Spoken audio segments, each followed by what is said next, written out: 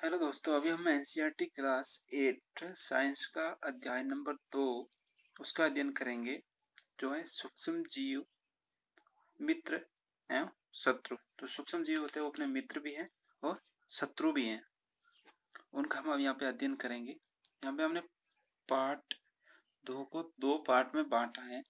पहले पार्ट में हम क्या क्या पढ़ेंगे, सूक्ष्म जीव क्या है, सूक्ष्म जीव कहाँ रहते हैं, सूक्ष्म जीव और हम, इनकी जानकारी हम पार्ट 1 में देंगे।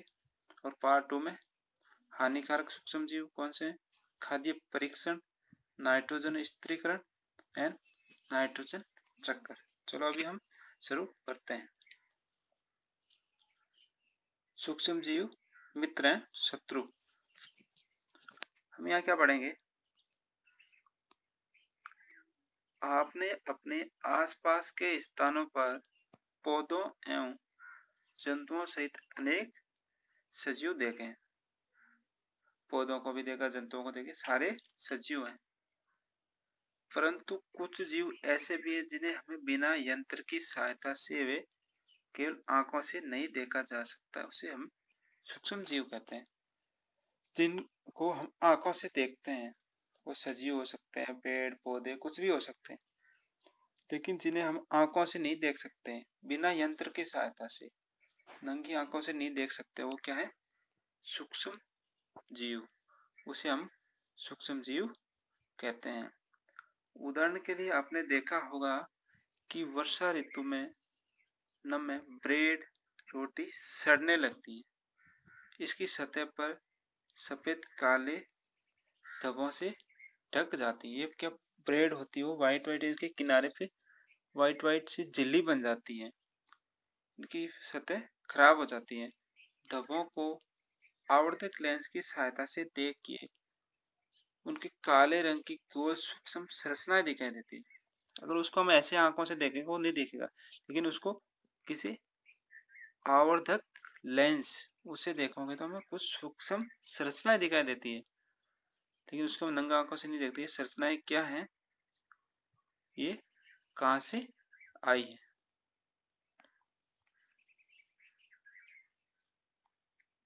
अभी हम पढ़ेंगे 2.1 में सूक्ष्म जीव।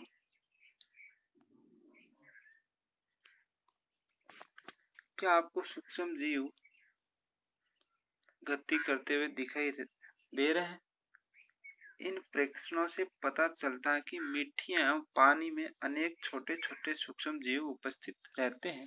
मिट्टी में भी होते हैं, पानी में होते हैं, छोटे छोटे सूक्ष्म जीव होते हैं जो हम आंखों से नहीं देखते हैं। सूक्ष्म जीव इतने छोटे होते हैं कि उन्हें बिना यंत्र की सहायता से नहीं देखा जा सकता। आंखों से हम उसको नहीं देख सकते हैं, लेकिन उसमें छोटे छोटे जीव होते हैं, वही सूक्ष्म जीव होते हैं। इनमें से कुछ, जैसे कि ब्रेड पे उगने वाले कवक को आवर्धक लेंस की सहायता से देखा जा सकता है। केवल इसको हम लेंस से भी देख सकते हैं, बिना लेंस से हम इसको नहीं देख सकते हैं। जबकि अन्य बिना सूक्ष्मदर्शी की सहायता से नहीं देख सकता है। यही कारण है कि इन्हें सूक्ष्म जीव कहते हैं। सूक्ष्म जीव बहुत ही छोटा जीव है, इसीलिए इसको हम सूक्ष्म जीव कहते हैं कि उसको आंखों से हम नहीं देखते।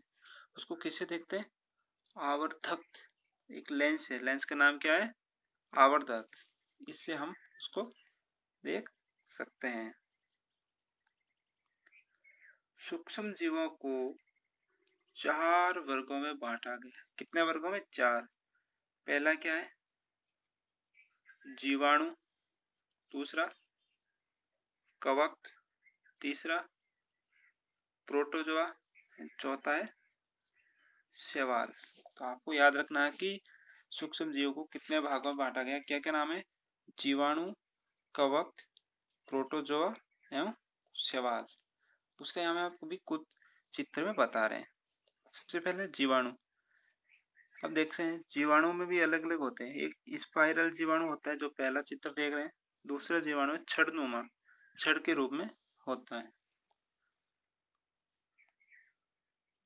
अब ये देख रहे हैं शैवाल, क्लेमाइडोमोनस नाम का एक शैवाल है, स्पाइरो गायरिया नाम का एक शैवाल है। उसमें दोनों अलग अलग जो आप चित्र में देख रहे हैं इस प्रकार के होता है। देखिए हमें नंगी आंखों से नहीं देख सकते हैं, अभी आता है प्रोटोजोआ।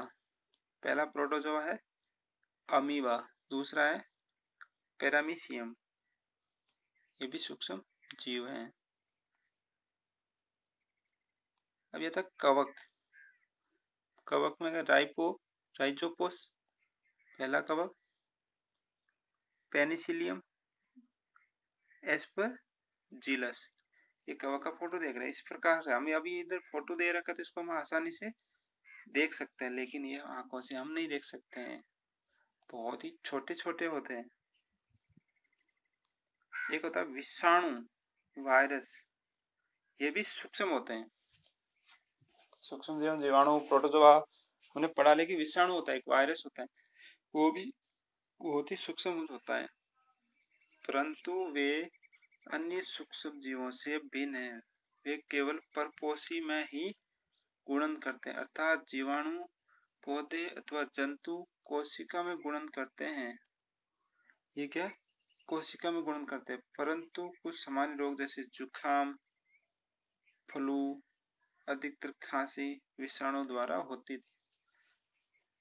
ये जो जीवाणु, कवक, प्रोटोजोआ ये क्या करते हैं, परपोषी में गुण करते हैं कुछ चीजों में, लेकिन ये जो वायरस होता है, विषाणु होता है, वो अपने शरीर के अंदर चला जाता है, जैसे खांसी है, फ्लू है, ऐसा कुछ रोग हो जाता है, जैसे विशेष रोग है पोलिया, खसरा, ये सब विषाणु के कारण होता है। तो आपको ध्यान रखना है, पोलिया होता है, खसरा होता है, ये बीमारी किससे होती है, वायरस से होती है, इसको हम विषाणु कहते हैं, जिसका यहाँ पे फोटो आप देख सकते हैं। विषाणु किस प्रकार के होते हैं, वायरस विषाणु, जैसे आजकल जो चल रहा है आपको पता ही है, कोरोना, कोरोना वायरस भी जो पहला चित्र है इसी की तरह है, तो इस प्रकार का वायरस होता है।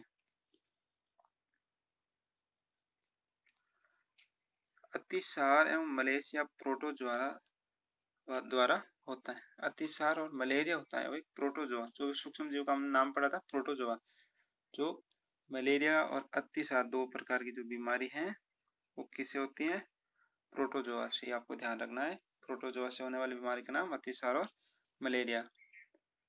टाइफाइड क्षय रोग जीवाणु द्वारा होते हैं। टाइफाइड बीमारी और क्षय रोग टीबी जो होती है जीवाणु के द्वारा। आपको ध्यान रखना है कौन से रोग किससे होते हैं, प्रोटोजोआ से कौन सा होता है, जीवाणु से कौन सा, तो आपको यहाँ पे ध्यान रखना है। तो यहाँ लिखा है कि इनमें से कुछ सूक्ष्म जीवों के विषय में आप कक्षा 6 और 7 में पढ़ चुके हैं, तो यहाँ पे आप क्लास 8 के पढ़ रहे हैं, तो ये पूरी जानकारी यहाँ पे किताब में नहीं है। आगे बढ़ते हैं, सूक्ष्म जीव पढ़ लिया, अभी सूक्ष्म जीव कहाँ रहते हैं, ये सूक्ष्म जीव रहते कहाँ हैं उसके बारे में पढ़ेंगे हम। सूक्ष्म जीव का नाम पढ़ा था, किससे क्या होता है इतना जाना अभी, लेकिन सूक्ष्म जीव रहते कहाँ हैं इसके बारे में अभी यहाँ पे पढ़ेंगे। यहाँ पे दे रखा है सूक्ष्म जीव एक कोशिक होते हैं। सूक्ष्म जीव होते हैं वो क्या होते हैं, एक कोशिक, जैसे कि जीवाणु, शैवाल है प्रोटोजोआ अथवा बहुकोशिक जैसे कि शैवाल है, कवक। तो आपको यहाँ भी ध्यान रखना है कि एक कोशिक होते हैं और जीवाणु होते हैं, शैवाल, प्रोटोजोआ, लेकिन बहुकोशिक होते हैं वो क्या होता है, शैवाल एंड कवक, ये होते हैं बहुकोशिक। ये बर्फीली शीत से उष्ण स्त्रोत तक हर प्रकार की परिस्थिति में जीवित रह सकते हैं। ये बर्फीली तो ठंडा मौसम है वहां पे, और गर्म हर जगह ये जीवित रह सकते हैं। ये मरुस्थल एवं दलदल में भी पाए जाते हैं। मरुस्थल में भी जाता है, जहाँ दलदल होती जमीन वहां पर भी पाए जाते हैं। ये मनुष्य सहित सभी जंतुओं के शरीर के अंदर भी पाए जाते हैं।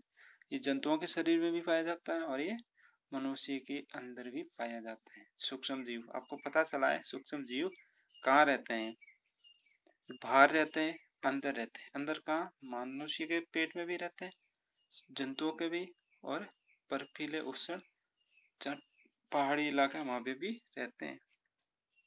कुछ सूक्ष्म जीव दूसरे सजीवों पर आश्रित होते हैं, जबकि कुछ स्वतंत्र रूप से, कुछ होते हैं एक दूसरे पर निर्भर करते हैं पेट भरने के लिए, कुछ होते हैं वो स्वतंत्र होते हैं।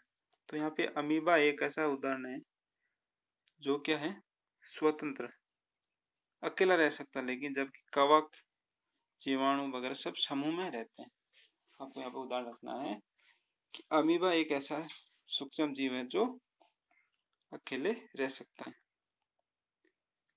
अभी हम पढ़ेंगे सूक्ष्म जीव और हम, हमारे साथ सूक्ष्म जीव का क्या संबंध है उसके बारे में हम पढ़ेंगे। क्या लिखा, सूक्ष्म जीवों की हमारे जीवन में महत्वपूर्ण भूमिका है। इनमें से कुछ हमारे लिए लाभदायक है, कुछ हानिकारक तथा जीवों में रोग के कारक हैं। इसकी हम यहाँ पे अध्ययन करेंगे। तो कुछ सूक्ष्म जीव है हमारे शरीर के लिए लाभदायक है, कुछ हानिकारक, उसके बारे में हम पढ़ेंगे। अभी हम पढ़ रहे मित्रवत सूक्ष्म जीव, जो हमारे दोस्त हैं, अच्छे फ्रेंड, उसके बारे में। सूक्ष्म जीव विभिन्न कार्यों में उपयोग किए जाते हैं। इनका उपयोग दही, ब्रेड, केक बनाने में किया जाता है। सूक्ष्म जीव है, दही बना, दूध से जब दही बनाते हैं वो भी सूक्ष्म जीव से बनता है। ब्रेड, केक, उसमें सूक्ष्म जीव का उपयोग किया जाता है। यहाँ पे कुछ इंपॉर्टेंट पॉइंट लिखा है। क्या लिखा, आप पढ़ो।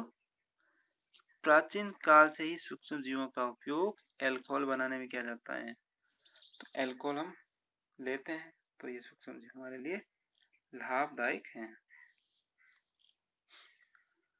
पर्यावरण को स्वस्थ रखने के लिए भी इनका उपयोग किया जाता है। पर्यावरण को स्वस्थ रखने के लिए सूक्ष्म जीवों का उपयोग किया जाता है। उदाहरण के लिए कार्बनिक अवशिष्ट, कार्बनिक अवशिष्ट कौन थे देखना, सब्जियों के छिलके, जंतु अवशेष, विष्ठा आदि का अपघटन जीवाणु द्वारा किया जाता है तथा हानि रहित पदार्थ बनते हैं।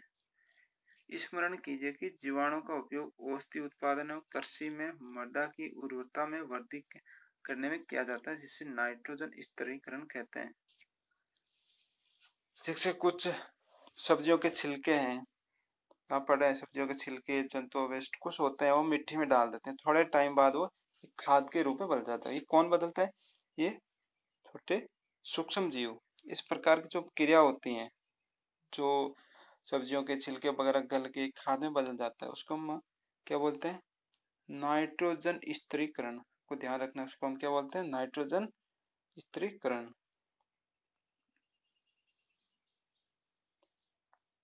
अभी हम पढ़ते हैं दही एवं ब्रेड का बनाना, उसमें सूक्ष्म जीव का क्या महत्व है, क्या रोल है, हम ये पढ़ेंगे। क्योंकि यहाँ पे लिखा है कि आप कक्षा 7 में पढ़ चुके हैं कि जीवाणु दूध को दही में परिवर्तित करते हैं। ये आप कक्षा 7 में पढ़ चुके हैं कि दूध को दही में जीवाणु परिवर्तित करते हैं। लेकिन यहाँ पे क्या लिखा है, हमने अपनी माँ को गर्म गुनगुने दूध में थोड़ा सा दही मिलाते हुए देखा, हाँ देखा, जिससे दही जम जाता है। हमें आश्चर्य व ऐसा क्यों, क्यों ये ऐसा सूक्ष्म जीव होते हैं जो दूध को दही में बदल देते हैं। दही में अनेक सूक्ष्म जीव पाए जाते हैं, जिनमें लैक्टोबैसिलस नाम का जीवाणु प्रमुख है। लैक्टोबैसिलस नाम का जीवाणु है, वो दही में पाया जाता है, जो दूध को दही में परिवर्तित करता है। तो आपको इस जीवाणु को नाम का ध्यान रखना है कि दूध को दही में परिवर्तित करने वाले जीवाणु का नाम लैक्टोबैसिलस, आपको ध्यान रखना है। वे दूध में जनन कर उसे दही में परिवर्तित कर देते हैं। जीवाणु पनीर, चीज, अचार, अनेक खाद्य पदार्थों के उत्पादन में सहायक हैं।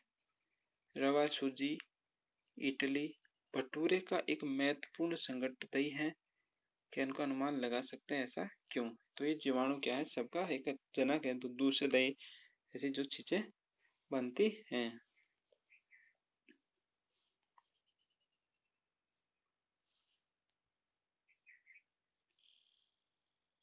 अभी हम पढ़ेंगे सूक्ष्म जीवों का वाणिज्यिक उपयोग। बड़े स्तर पर अल्कोहल, शराब, एसिड के उत्पादन में सूक्ष्म जीवों का प्रयोग किया जाता है। जो गेहूं, चावल, फलों के रस में उपस्थित प्राकृतिक शर्करा में यीस्ट द्वारा अल्कोहल का शराब में उत्पादन किया जाता है। बड़े पैमाने पर अल्कोहल, शराब, एसिड, उसमें हम सूक्ष्म जीवों का उपयोग किया जाता है।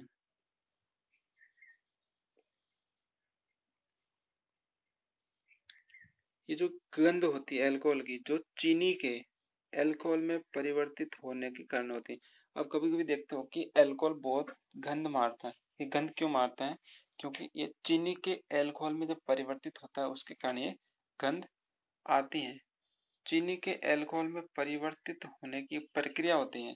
जब चीनी को हम अल्कोहल में बदल देते हैं उसकी प्रक्रिया को हम किण्वन कहते हैं अथवा फॉर्मेटेशन, ये भी हम बोल सकते हैं। आपको ध्यान रखना किण्वन किसे कहते हैं, तो हमें ध्यान रखना है कि चीनी से अल्कोहल में बदलने की प्रक्रिया को कहते हैं।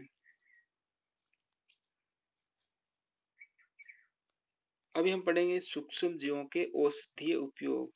सूक्ष्म जीवों का औषधीय उपयोग क्या है? शरीर के लिए पढ़ लिया, अल्कोहल वगैरह बनाने उसके लिए पढ़ लिया, लेकिन अभी औषधीय उपयोग क्या है ये पढ़ेंगे। अभी जब कभी आप बीमार पड़ते हैं, बीमार हर कोई पड़ता है, फीवर आता है, किसी को कुछ न कुछ बीमारी होती है, तो क्या लिखा है, तो डॉक्टर आपको पेनिसिलिन का एक इंजेक्शन देते हैं, क्या एक इंजेक्शन लगाते हैं, अथवा कोई अन्य प्रतिजैविकी गोली अथवा कैप्सूल देते हैं। कोई इंजेक्शन लगाता है, कोई कैप्सूल देता है। इस औषधियों का स्रोत सूक्ष्म जीव है। इसमें क्या औषधि का स्रोत क्या है? सूक्ष्म जीव। ये क्या करता है? ये बीमारी पैदा करने वाले सूक्ष्म जीवों को नष्ट कर देते हैं। जो इंजेक्शन देते हैं या टैबलेट देते हैं उसमें क्या, जो बीमारी पैदा करते हैं सूक्ष्म जीव उसको क्या करते हैं? नष्ट कर देते हैं, अथवा उनकी वृद्धि को रोक देते हैं, उनको वहां पे खत्म कर देते हैं। उसकी वृद्धि को, जो सूक्ष्म जीव हमारे शरीर को नुकसान पहुंचाते हैं उसको नष्ट करके वहां पे रोक देते हैं। तो इस प्रकार की औषधि को प्रतिजैविक अथवा एंटीबायोटिक कहते हैं।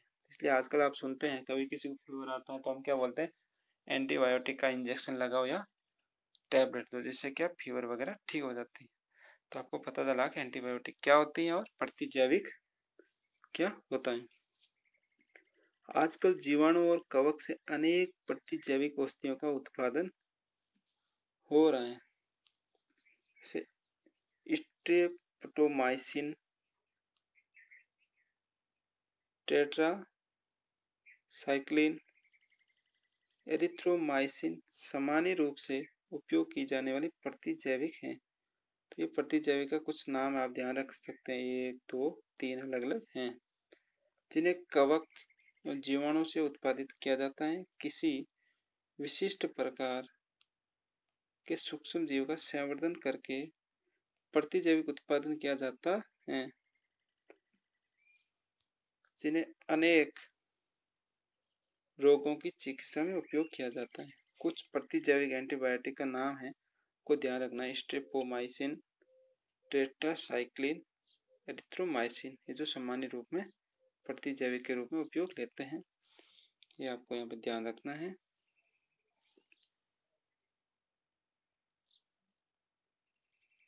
पशु आहार एवं कुक्कुट आहार में भी प्रतिजैविका मिलाया जाता है। पशु आहार में अभी तो हमने पढ़ा मानव के लिए, यहाँ पे पशुओं के बारे में पढ़े, लेकिन जो पशुओं का आहार होता है उसमें भी प्रतिजैविक मिलाया जाता है, जिसका उपयोग पशु में सूक्ष्म जीवों का संचरण रोकना है। प्रतिजैविक का उपयोग कुछ पौधों के रोग नियंत्रण में भी किया जाता है। प्रतिजैविक का मानव के शरीर बीमारी में किया जाता है, पशुओं के आहार में भी, और हम यहाँ क्या सुना है, पौधों के रोग नियंत्रण में भी किया जाता है।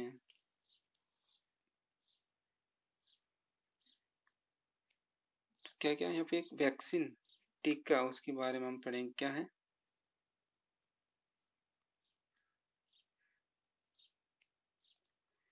जब रोग कारक सूक्ष्म जीव हमारे शरीर में प्रवेश कर जाते हैं, जो खतरनाक सूक्ष्म जीव जो हमारे शरीर में प्रवेश कर जाते हैं, तो उनसे लड़ने के लिए हमारा शरीर प्रतिरक्षी उत्पन्न करता है। शिशु एवं बच्चों को टीका क्यों लगाया जाता है?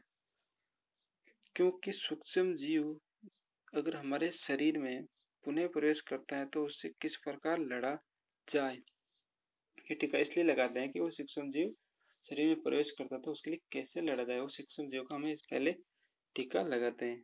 यदि मृत एवं निष्क्रिय सूक्ष्म जीवों को स्वस्थ व्यक्ति के शरीर में प्रविष्ट कराया जाए तो शरीर की कोशिकाएं उसी के अनुसार लड़ने के प्रतिरक्षी उत्पन्न करके रोग कारक को नष्ट कर देती हैं। ये प्रतिरक्षी हमारे शरीर में सदा के लिए बनी रहती हैं। जब ऐसा टीका लगाते हैं वो हमेशा के लिए बनी रहती है रोगों से लड़ने के लिए, तथा रोग कारक सूक्ष्म जीव से हमारी सुरक्षा होती है। इस प्रकार टीका वैक्सीन कार्य करता है। टीका लगाते हैं उससे हमेशा के लिए रोगों से लड़ने की क्षमता बनी रहती है। इसलिए हम छोटी उम्र में अलग अलग बच्चों को टीका लगाते हैं। जैसे सुना होगा हैजे का टीका लगाते हैं, क्षय का, चेचक का, हेपेटाइटिस जैसी अनेक बीमारियों का वैक्सीन टीके के द्वारा दिया जाता है।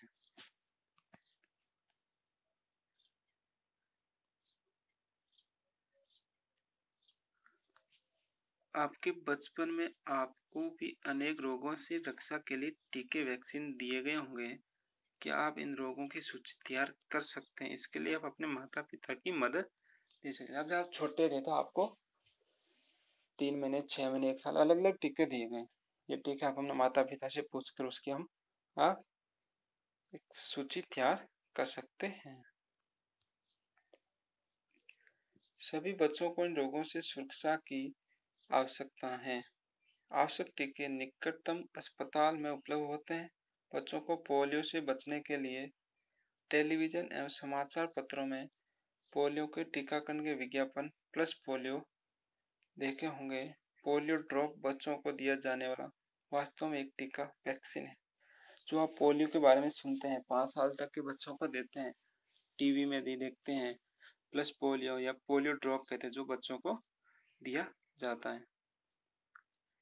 चेचक के विरुद्ध विश्वव्यापी अभियान चलाया गया, जिसमें परिणाम स्वरूप विश्व के अधिकांश भागों में चेचक का उन्मूलन हो गया। चेचक की बीमारी के रूप में भी पहले टीका दिया जाता था। आजकल सूक्ष्म जीवों से टीका का उत्पादन बड़े स्तर पर किया जाता है, जिसमें मनुष्य एवं अनेक जंतुओं को अनेक रोगों से बचाया जाता है। मलेरिया, टीबी ऐसे बहुत टीके लगे जिससे बहुत बीमारियों से बचा जा सकता है। अभी हम पढ़ेंगे मिट्टी की उर्वरता में वृद्धि। कुछ जीवाणु एवं नीले हरे शैवाल वायुमंडलीय नाइट्रोजन का स्थिरीकरण कर सकते हैं। इस प्रकार मृदा में नाइट्रोजन का संवर्धन होता है तथा उसकी उर्वरता में वृद्धि होती है। इसे सामान्यतः जैविक नाइट्रोजन स्थिरीकारक कहते हैं। नाइट्रोजन नीले हरे जो शैवाल के रूप में फोटो दे रखा है, नीले हरे, ये क्या करता है? खाद को बनाता है, नाइट्रोजनीकरण करता है, कि जीव करते हैं, इसलिए जैविक नाइट्रोजन स्थिरीकारक कहते हैं। अभी पढ़ेंगे हम पर्यावरण का शुद्धिकरण। उसमें भी सूक्ष्म जीवों का क्या रोल है देखते हैं हम। अपने विद्यालय के माली को देखने के पश्चात पहली पूजों और दूसरे विद्यालयों ने घने बगीचों से पत्तियों में फल सब्जियों का कचरा पात्र एकत्रित कर उसमें निपटान के लिए उन्हें गड्ढों में डाला। कुछ समय बाद उसका विघटन होने से खाद में परिवर्तित हो जाता है। पहले बुझो जानना चाहते हैं कि यह किस प्रकार होता है। तो क्या पढ़ा है? कुछ फलों की पत्तियां और सब्जियों को डाला है, थोड़े समय के बाद वो क्या है, किसमें परिवर्तित होता है? खाद में। यही नाइट्रोजन स्थिरीकारक के कारण होता है। वो क्या? जैविक से होता है। यहाँ पे एक उदाहरण दे रखा है, 2 गमले लेकर कैसे नाइट्रोजनीकरण होता है। अभी यहाँ पे क्या लिखा है, 2 गमले लेकर प्रत्येक को मिट्टी से आधा भर दीजिए। गमला ए एवं बी चिन्हित कर दिया। एक गमले में पौधों का कचरा भर दीजिए। गमला ए है, उसमें क्या करना? पौधों का कचरा भरना है। दूसरे गमले में पॉलीथीन की थैली, कांच की खाली बोतल, प्लास्टिक के टुकड़े या खिलौने भर दीजिए। इन्हें एक और रख दीजिए। 3-4 बार सप्ताह परीक्षण कीजिए। हम परीक्षण क्या करेंगे? एक में कचरा भरा है फलों का, सब्जियों का, दूसरे में प्लास्टिक भरा है। अब क्या है, क्या आपको दोनों गमलों की वास्तु में से कोई अंतर दिखाई देता है? यदि हाँ तो क्या अंतर परिलक्षित होता है। आप देखेंगे गमला 1 के अंदर पाद अवशिष्ट का अपघटन हो गया। ये कैसे हुआ?